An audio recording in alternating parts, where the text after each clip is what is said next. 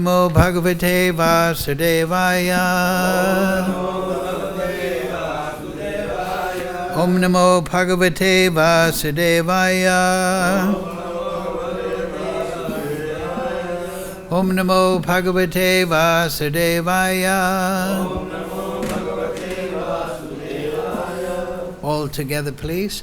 Om Jnana-timirandasya Ganandana Salakaya Chakshurun Militam Yena Tasmai Shri Gurave Namaha Shri Chaitanya Manobhistam Stavitam Yena Bhutale Swayam Rupa Kadamayam Didati Swapadandikam Vandeham Shri Yukta Padakamalam Shri Gurun Vaishnavangscha Sri Rupam Sagrajatam Sahagana Raghunatham Vitam Tam Sajivam Sadvaitam Savadutam Prijana Sahitam Krishna Chaitanya Devam Sri Radha Krishna Padang Sahagana Lalita Sri Vishakam Vitamscha He Krishna Karana Sindhu Dina Bandhu Jagatpate Gopesha Gopika Kanta Radha Kanta Namostute Tapcha Kanchana Gaurange Radhe Vrindavanishwari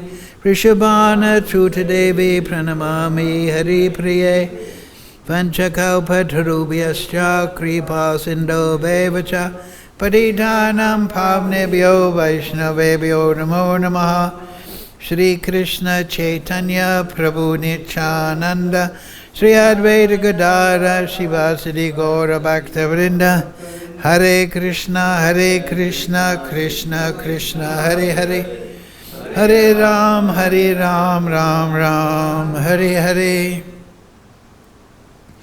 So reading from Srimad Bhagavad-Gita, as it is, translation and commentary, His Divine Grace, Sri Lesa Bhaktivedanta Goswami, Srila Prabhupada. Chapter 11, the Universal Form, text number 1. Please repeat. Arjuna Vacha Mad Anugrahaya Paramam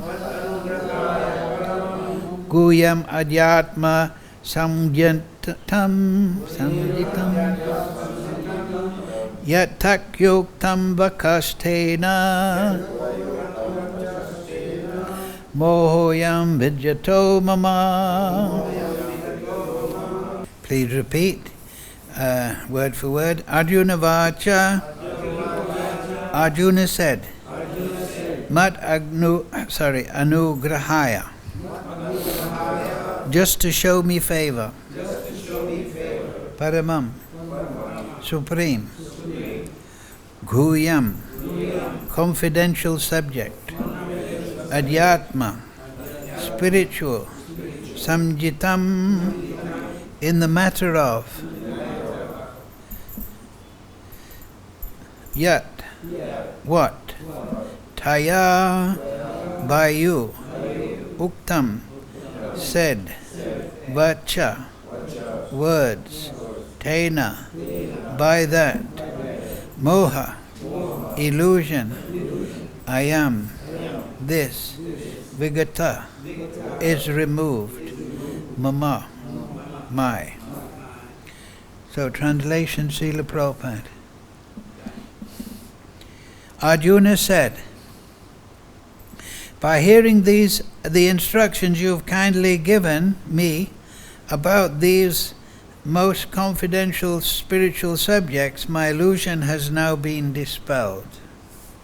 Please repeat. Arjuna said, by my hearing the instructions you have kindly given to me about these most confidential spiritual subjects,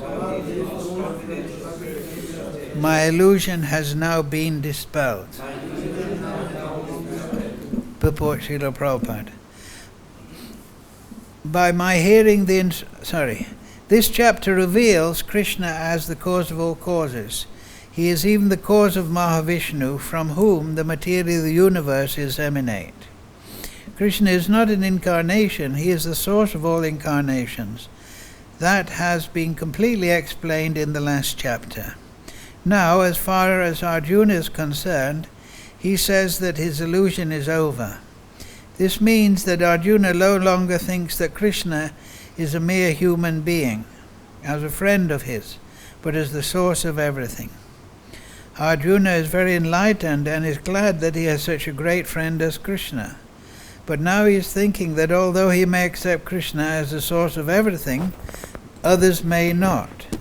So in order to establish Krishna's divinity for all, he is requesting Krishna in this chapter to show his universal form.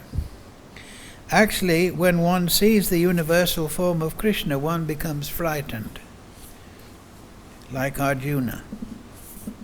But Krishna is so kind that after showing it, he converts himself again into his original form. Arjuna agrees to what Krishna has several times said. Krishna is speaking to him just for his benefit. So Arjuna acknowledges that all this is happening to him by Krishna's grace. He is now convinced that Krishna is the cause of all causes and is present in everyone's heart as the Supersoul. Yes. Mukam karo jivachalam pangam laite girim yat kripatam aham vande Shri Gurun dinatarinam. Arjuna vacha mad anugrahaya paramam guyam adyatma samjitam yat chakyoktam vakastena mohoyam bigato mama. Arjuna said, by hearing the instructions you have given to me about most confidential spiritual matters, my illusion has now been dispelled. So, yes, Prabhupada mentions it in the purport there, that Arjuna is going to see the universal form. But he doesn't request, he requests here. Yes, it's in number 3 that.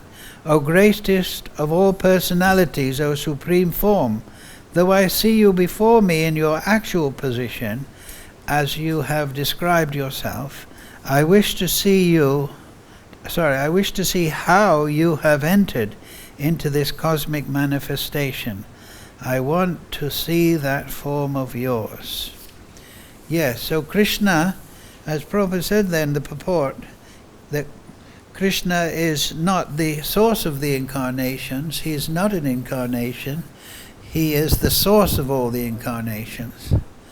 So also one lecture I remember Prabhupada explaining that the original form of, this is why Lord Brahma says, Adipurusha, the original person.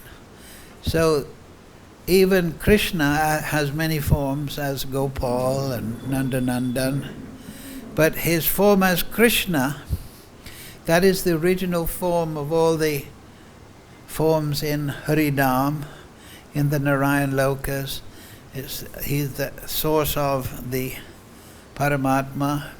He's the source of all the material and spiritual energies. But the original form is Krishna. So that's the meaning of Adipurusha. He's the original person.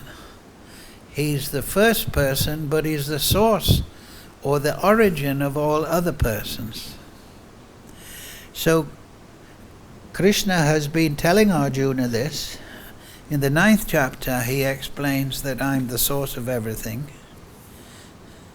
In the 10th chapter, which we've just finished, Krishna develops that further, and he says that I am the source of everything, so all the opulences that you see, all the wonderful things that you see, they come from me, as we just saw at the end of the chapter, right? Yad vibhutimat sattvam.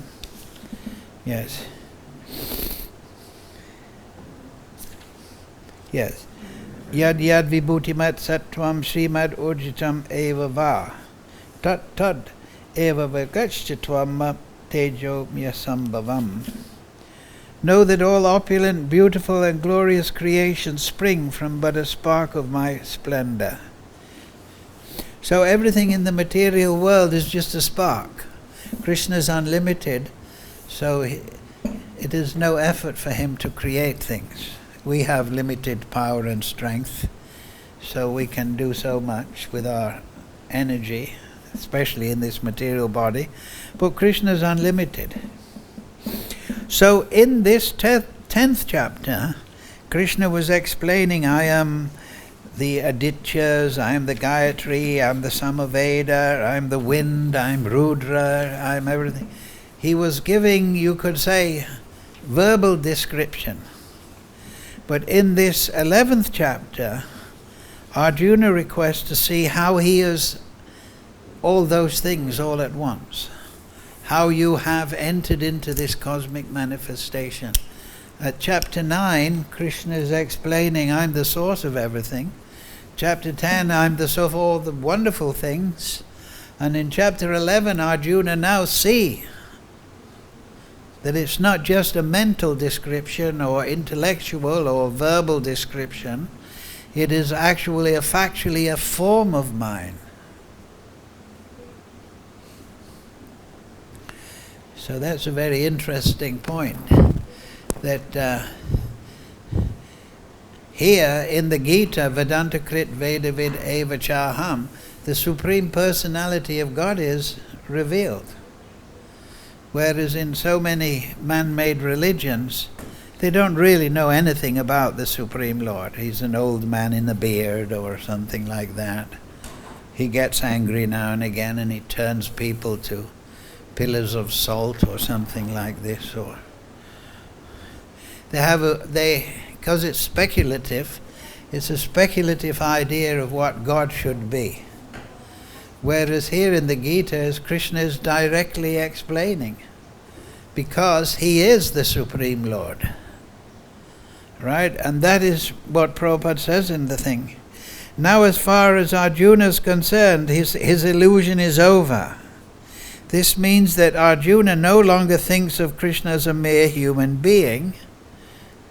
Of course, this is Arjuna, but also many people in the material world, they may hear about Krishna consciousness or the Vedic religion, and they think, oh, Arjuna, yeah, Krishna, he appeared in India 5,000 years ago or something like that.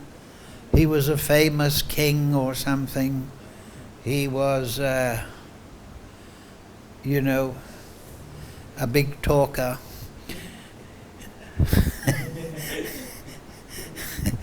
He said he was the Supreme Lord. But there's lots of people saying they're the Supreme Lord, right? Not only that, but in the material world, the majority of people think they are the Supreme Lord. We discussed that last week, that the material religion is that I am God, that man is God. But real religion is that Krishna is God, and that you're the servant of Krishna. So Arjuna's illusion is over, meaning that he no longer thinks that I am, independent of the Supreme Lord. I am the creation of the Supreme Lord. Krishna is explaining everything has emanated from me. So Arjuna, he's realizing that I've emanated from the Supreme Lord. And so that's the fact with all of us. We are all the emanation of the Supreme Lord. And only in the Vedas is there a full description, or even a somewhat accurate description. In all the man-made scriptures, they're just guessing. They have no religion other than speculation.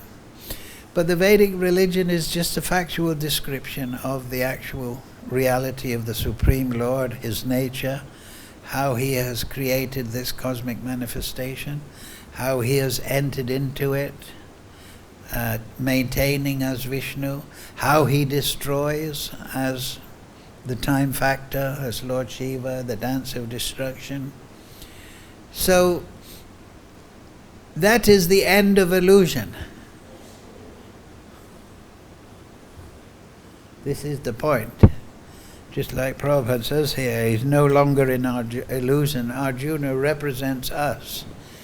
So the conditioned soul, he's rebelled against the authority of the Supreme Lord, and therefore he's given illusory conceptions of his own self and this material world.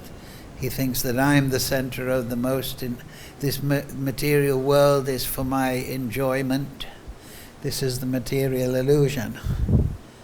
But actually, and I will enjoy the opulences of this material world. But actually, the fact is that you haven't created anything. You're a dependent part and parcel, and all these opulences in the material world should be offered back to Krishna, the Creator. So Arjuna is coming to that understanding, and that is meant to be the understanding for all human society. That is education. Nowadays, education means that you learn to salute a flag. If you're born in one country, they train you to salute the flag of that country and die for it when they want you to die for it. Go join the army and die for it.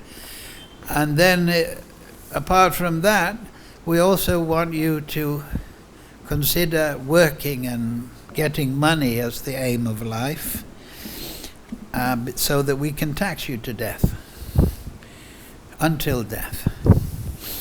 So this is the modern education, and it has nothing to do with the actual soul, the supreme soul, what the purpose of life is, what we should be doing in this world. It is just the religion of Mammon, how to enjoy this material world.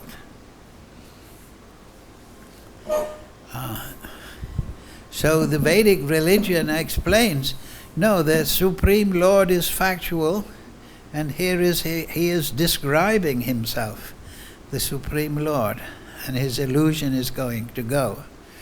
But not only is he heard from Krishna, which is the potency is recognized by this verse, but he's also going to be shown this. He's also going to see how Krishna has entered into everything. So there is no scripture in comparison to the Bhagavad-Gita and the Vedas. And of course, in the Western academic circles, they think that only Africa, the Middle East and Europe existed, practically speaking, and everything east of Babylon didn't exist. The thousands and the ancient language of Sanskrit, the amazing buildings and culture of India, that doesn't exist. We were all descended from some kind of ape in Africa. We went north, we formed farming communities, and hey presto, we invented religion. This is what the atheists think. But actually this whole ignorance of the modern day society is based on refusal to hear the Vedic message. Because if people read the Vedas, the Bhagavad-Gita, the Srimad Bhagavatam, they will be so impressed. So in the West, the scholars and so on and so forth, purposely or not, the Vedas and the Vedic culture manifest in India, it's just dismissed as just paganism or or some old idea that people developed. But as Prabhupada says one lecture, he says change means imperfection. So the material scientists, they're always changing their theory. which is admission that the first theory was inaccurate. If you're changing your ideas and calling it progress of knowledge, well, maybe it's progress of ignorance, or progress of mistake to mistake. But the Vedas, we don't change a word. In fact, we become annoyed if somebody does try to change the words of the Acharya. The words of the Acharya, based on the Vedas, they are not changeable. Just like we read the Satsandarbhas of Jiva Goswami, written 500 years ago. We don't have to update them for a modern audience. The Vedas, we understand from the Bhagavatam, they were collated, gathered together 5,000 years ago, but they were the possession of human society prior to that for thousands, and going all the way back to the beginning of the material universe. But they're never been changed. Like this Gita, 5,000 years, Krishna spoke the Gita to Arjuna, so we don't update it because of modern political phenomena. So that in itself is remarkable, because in the material world, everyone is changing their philosophy, their idea, their way of life. But the Vedas, they stay there. And the reason is because the Vedas are created by the Supreme Lord, and He is eternal, He is beyond the time factor. The Vedas are also beyond the time factor. And ultimately, reality is beyond the time factor. The time factor, that is the illusion of the material world. And this is what Arjuna will say after he sees the universal form. Or rather, as Krishna says, right?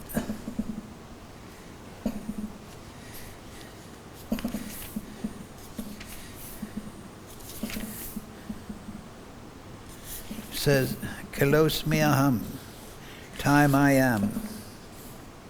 Yes? Where's that part? I want to see that form. So that form is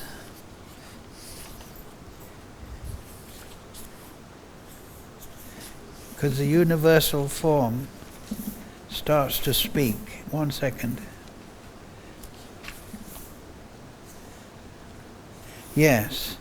So once Krishna shows the universal form, then on number 32, verse 32, Sri Bhagavan Avacha, Kalosmi aham lokashaya krit pravado. The Supreme Personality of Godhead said, Time I am, the great destroyer of the worlds, and I have come here to destroy all people.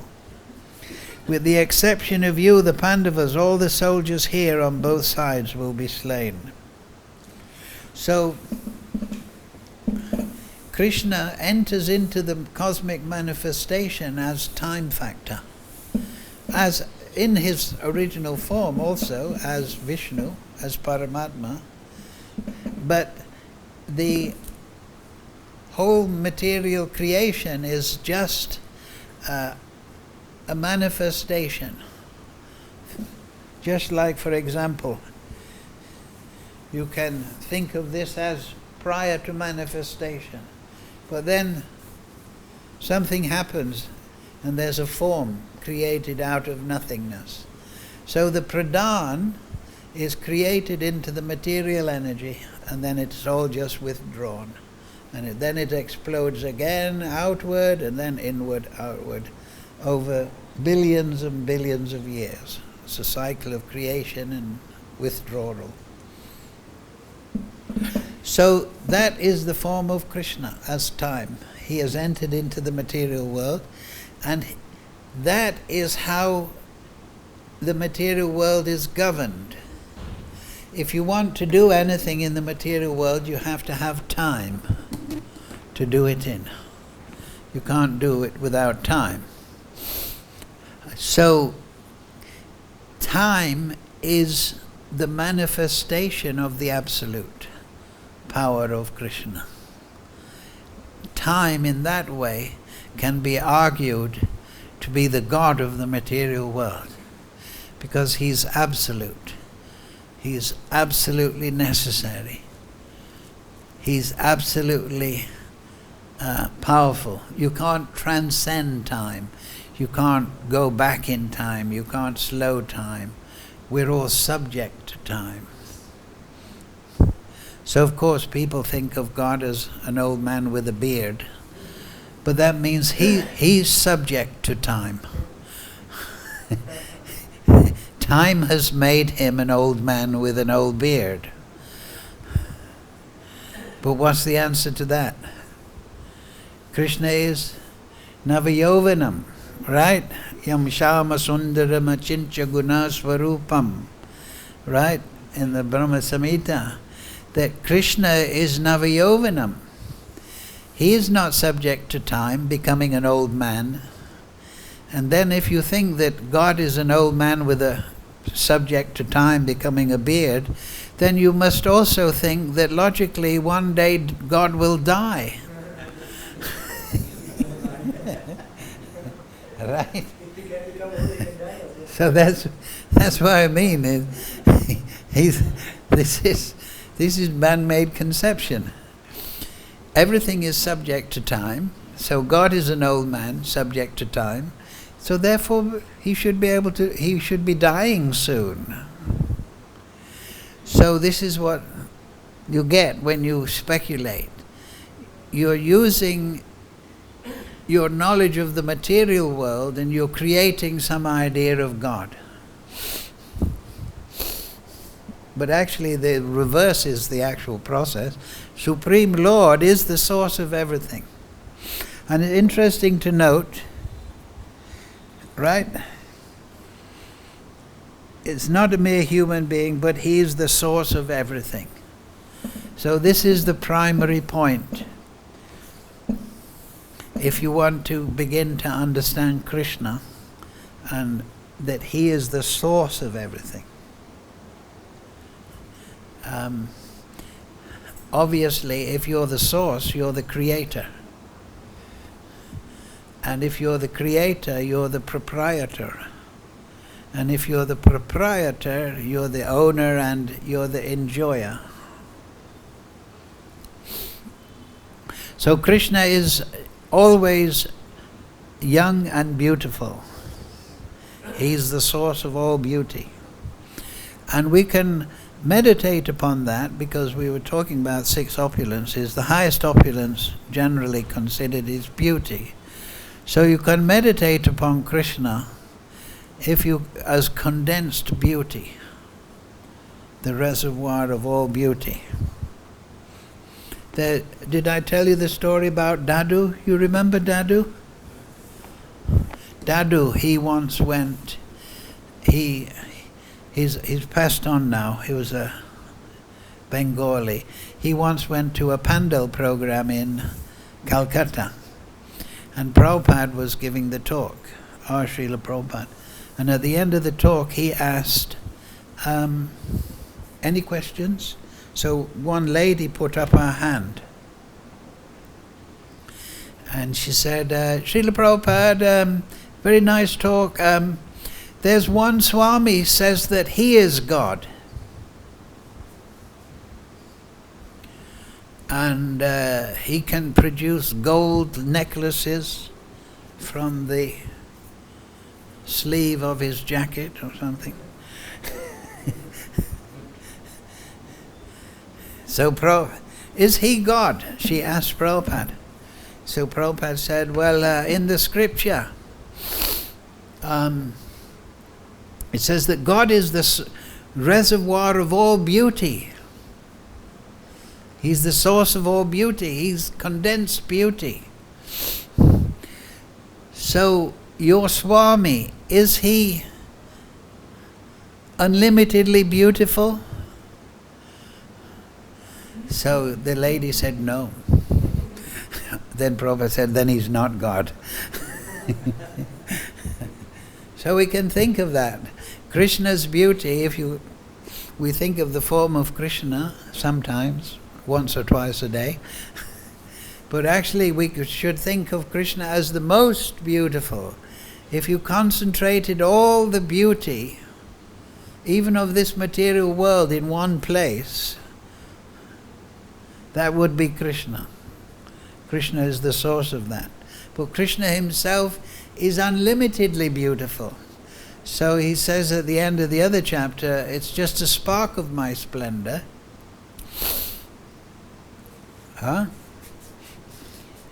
So even if you got all the beauty together, it wouldn't be the beauty of Krishna. It would be just a spark of his beauty. Just like we have so many planets and sun and moon, that energy is just a spark of energy. And we know that this is one of billions of universes. So Krishna is unlimitedly beautiful, unlimitedly powerful. It's all just a spark, what we're enthralled with. But that lady and her Swami, so-called Swami, that this illustrates the problem in the material world. And you see, the Vedic religion is Krishna as Krishna, the Supreme Lord as Supreme Lord. But in the material world, we always want to make man as God. So we try to make a sports star as a god, or a great musician as a god, or a great politician as a leader who's going to lead us into light and away from the bad things. So, or we worship our self as God. So we have propensity to worship, but we're worshipping in ignorance the wrong things. So in the 10th chapter, Krishna, and the 9th chapter, Krishna is explaining, I'm that Supreme Lord. I'm the one upon whom you should meditate. So now Arjuna is saying, okay, now show me how you have entered this world with all your power and potency and beauty and knowledge. But it's not going to be a very beautiful sight, because Prabhupada explained there in the purport, if you see that, you will become frightened. Why is that? Because everything in the material world is under time, but it's all becoming destroyed. Right? What do they say? Time and tide wait for no man. That death is the end point of all existence in the material world. So when we actually see that, we don't see concentrated beauty, we see concentrated destruction. Time I am, destroyer of the worlds. So we might see a motor car accident and think that's a very horrific thing. Or we might see a volcano and be struck by awe as it explodes. And we may see so many disasters. But this whole material world is just a huge disaster of birth, death, old age and disease that all the spirit souls are entangled within. So just if you want to see all the beauty of Krishna in one place, you can imagine you would be completely astonished. That would be unlimitedly beautiful.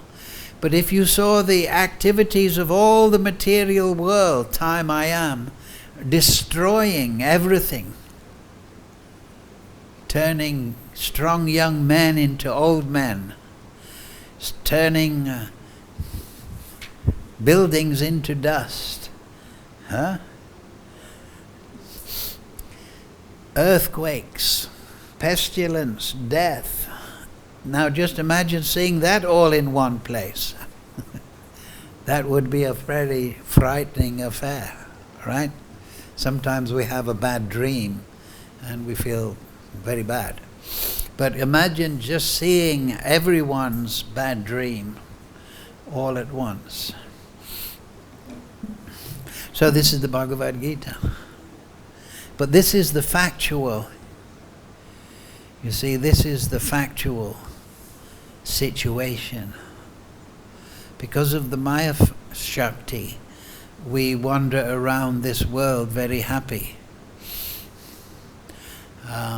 But we're all going to die, and everyone else is going to die. There may be, they say, 7 billion people, humans on the planet, but every single person in 100 years will be gone. You can say some will be born and live to 110, but practically the whole planet will change, have a change of personnel. And that means all the animals and all the plants and everything, it all changes. So Arjuna is seeing that. He's going to see the action of time on the material world. And that will make him detached. So we should also think like that. Sometimes we may not be fully attached to Krishna because our sadhana is not very strong. But so we may seek inspiration from the negative side. That this material world, it's a prison house. It's Durga Dharma. And we're all in the cycle of birth, death, old age and disease. So the Vedic religion, Vedanta Krit Vedavid Eva Chaham. How do you Janma Kama Time Divyam Evam Yo Veditatpataha. Once you know Krishna in truth, his birth and activities, then you become liberated, you see. So the man-made religions, they can't supply any knowledge of the Supreme Lord. But the Vedas, here's Krishna's function as time. Understand that everything is temporary and you'll become detached. Here is Krishna's function as leader of the Ras Leela. Here is Krishna's function with the cowherd boys. Here's Mother Yashoda. Here's Hari. Here's Nrsimhades. Here's Vamana. So by understanding Krishna, Janmakama Tame Divyam, his birth in this world, his activities, one becomes liberated. So that is real education. If people are just educated to salute the flag and die for the flag, work hard and pay tax, then they remain in the cycle of birth and death. So human education is meant to be based on the realization of the Krishna, Supreme Lord. Everything is for that. What's that verse? Nate vidu shasta he Vishnu. Shwa'artha. They don't understand the goal of life is Vishnu. And all the other religion, the so-called man-made religion, ultimately it puts you off religion because it's all speculation and rubbish and source of fighting and discord and suspicion and things. Therefore Prabhupada and Srila Bhaktisiddhanta inaugurated book distribution so that everyone can become like Arjuna is here. You have kindly talked to me about these. Now my illusion has been dispelled. So that is the chance of human life, to dispel illusion and to actually realize the universe and the creator of the universe, and to realize the spiritual world. Srila Prabhupada ki jai. So any questions on this point? These points? Yes.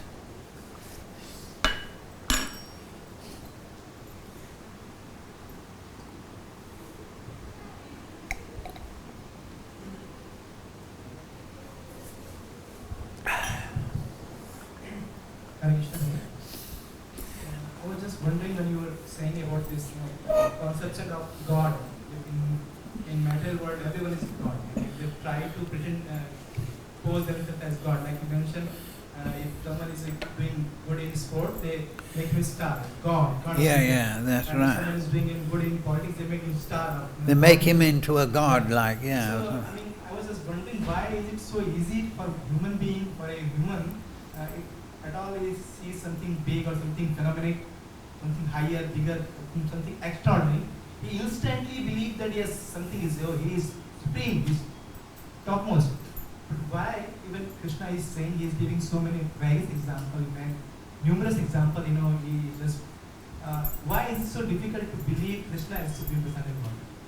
Why to believe that Krishna is God? Well, I don't find it difficult at all.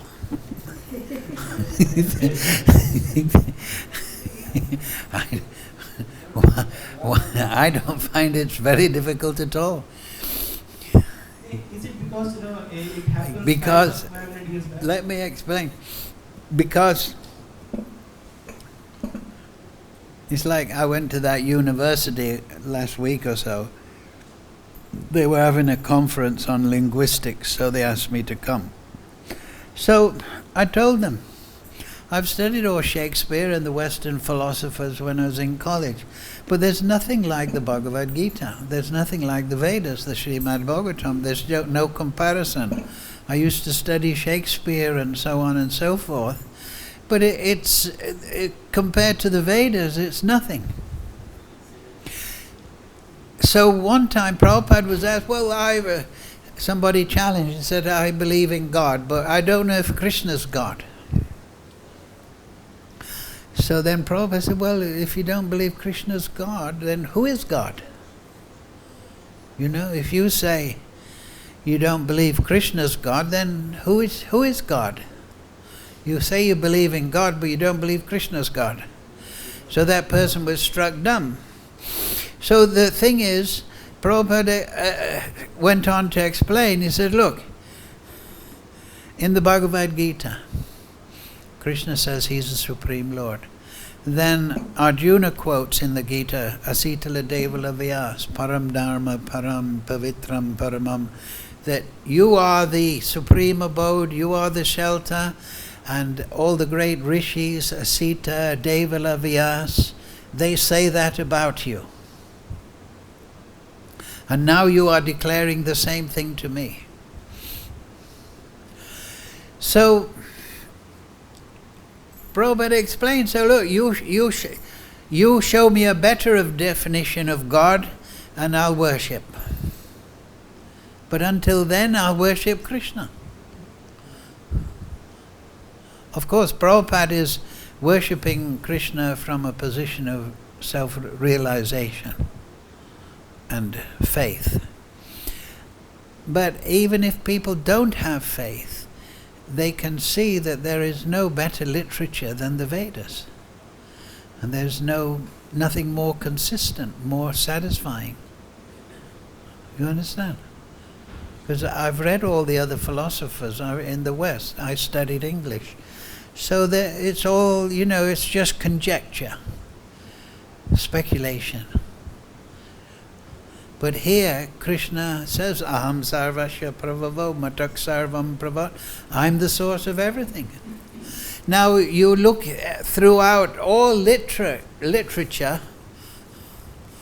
writings, poetry, all the man-made religions in the world, you'll never find anyone saying, I'm the source of everything. Time I am. I'm the source of the sun and the moon. I'm the source of material and spiritual. So, we accept that. The devotee accepts that.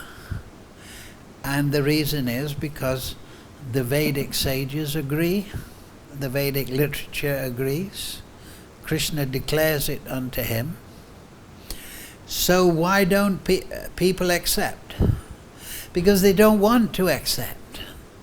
It's quite simple. There's also an interview, it's in Los Angeles, in Prabhupada's little garden there.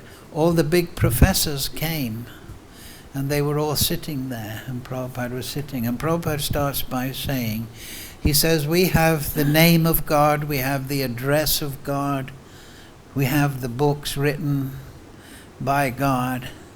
Why don't you accept? So these are all the religious professors, and they're always studying, something about some tribal religion from the Levant. They're all, from thousands of years, they're talking about this or that or that or this and that, and going round in circles, never finding any solution to their speculation. Because that's what they want. They don't want to be brought to the point of surrender. You see, if you study the man-made religions, you can, because they're all jumbled up nonsense, inconsistent and full of contradiction, then it makes no demand on you. It's like a bad book, you just reject it. It's junk literature. Some tribal people wrote this thousands of years ago. It doesn't demand that I stop eating meat, give up intoxication, that I perform my dharma. I can just give lectures for the next 50 years on this tribal idea, there's no demand. But as soon as I read Bhagavad-Gita, Krishna says, Aham sarvasya pravavo, I'm the source.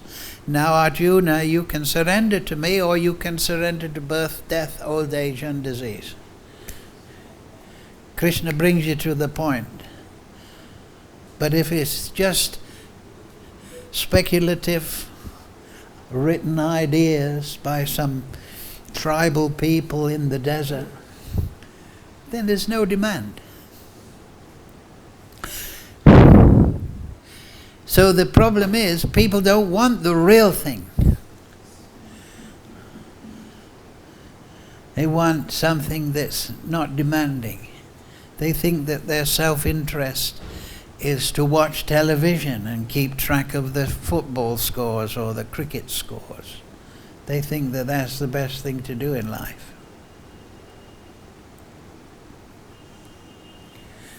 But if somebody's come to the platform of sincerity, then he'll see the value. You see? And does anybody else think there is something? Can somebody tell me, anybody, you're all learned, have you ever read anything more consistent than the Srimad Bhagavatam, the Bhagavad-Gita? No. So just saying, oh, I don't believe in Krishna, okay, don't believe in him.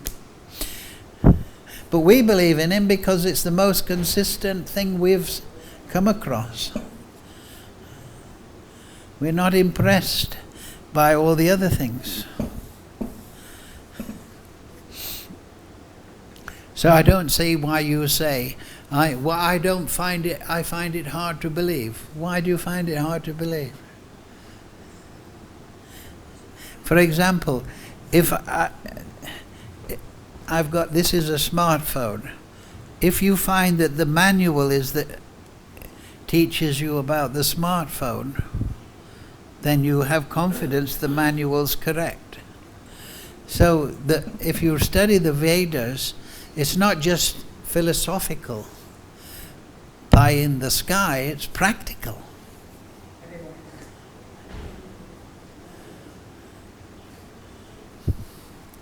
So if somebody actually enters into the Vedic path, they'll become satisfied within themselves. Just like when you eat a good meal, you become satisfied.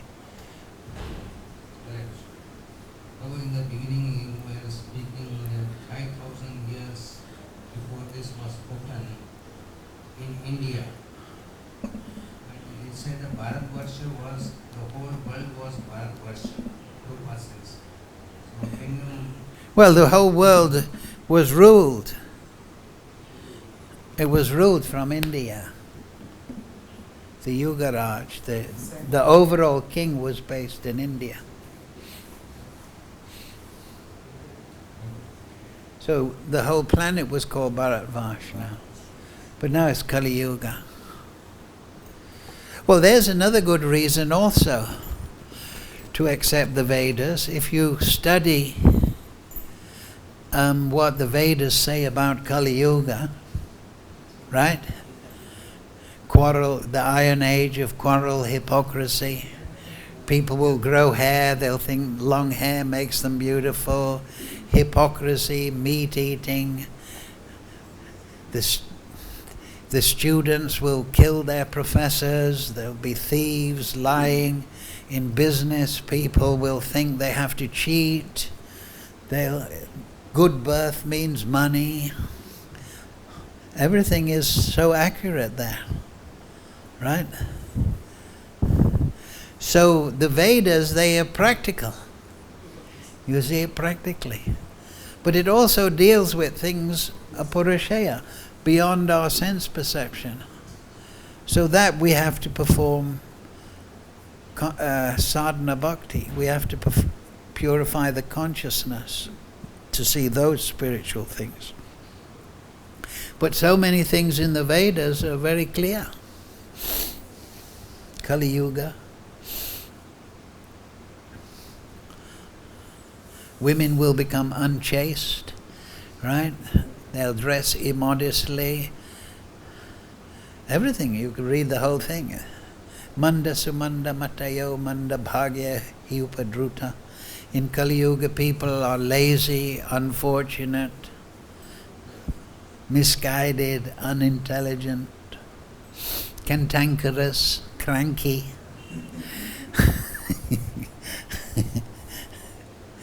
impatient.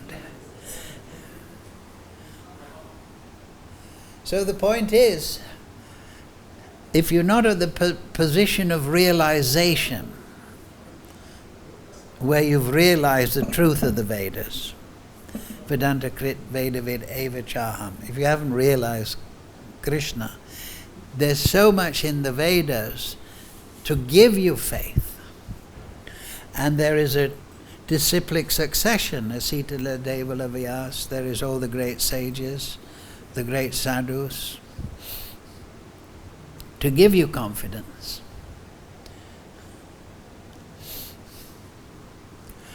So therefore it is reasonable to decide to take it up. Just like if you don't have a manual, if I give you a manual to your smartphone, then it's very helpful, is it not? Why reject it? So if you study the Gita, the Vedas, you see it's very useful. There's Ayurveda, right?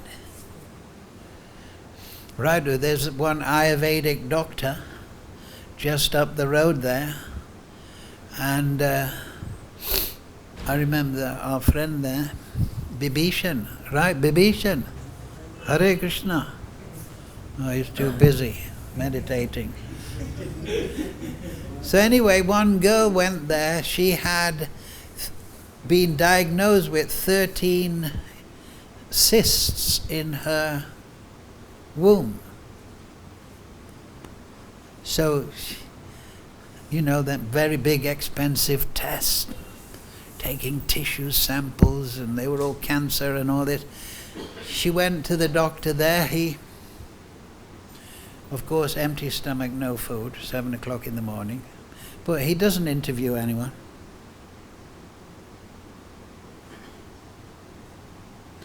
You have 13 cysts in your womb. He told her the exact number. He didn't say you have cancerous cyst, nodules growing in your womb. He told you the exact number. So there's the Ayurveda. Right? Medical system is better in India than the West. In the West, the doctors are just like pill ATMs. You know, you go to the ATM and you put your card and you get money from the... So you go to the doctor in the West, you give him your credit card and you get pills.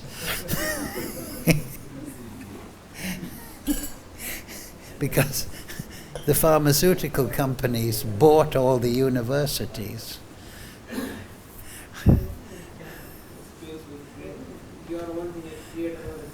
Huh? Yeah. Prabhupada explains that about motor cars. He said previously, now we think, oh, I can drive to work for 2 hours a day at 100 miles an hour or something. But previously, when there was no motor car, you just woke up, had breakfast, and there was your work downstairs. You didn't have to travel to work. I believe 140,000 people die per year on the Indian roads. 140,000. Huh? Yesterday only 2 people died on this close next to Pune Bihar on the road. 2 boys, school boys died on instantly on daytime. They died from an accident. Yeah, so that's the material world. Huh? Yeah. So this idea of this our Vedas and all these philosophical books is that there's not only deals in philosophical aspect, they are very highly practical. You know? Yes. And if anyone, for that matter, who is of scientific background and believes in scientific matters, and because we tend to believe things in practical form, and if it is happening, then we believe. If it is not happening, we don't believe. So if we, we tend to take this thing as a like practical subject, or Vedas, it's all practical. It's proven science. If we believe, we just test it and find it yourself. Well, yeah, that was the point I was making. That there's the Vedas themselves. They're not changed. They're still valid, and you can see their validity from a practical point of view. So, like Prabhupada says, show me something better, right? Social science is there, right? Krishna, Chaturvarna, Maya, Shishnam, 4 types of humans. So you see that practically. There are the intellectuals and spiritual types. There is the governmental types, Kshatriya types. And then there is the business type people. And then there are the Shudras that just want to work. So everything is there in the Vedas. Because the Vedas are created by the Supreme Lord. They are created along with His creation. They're the handbook. So we'll finish at this point. Srila Prabhupada ki Jai.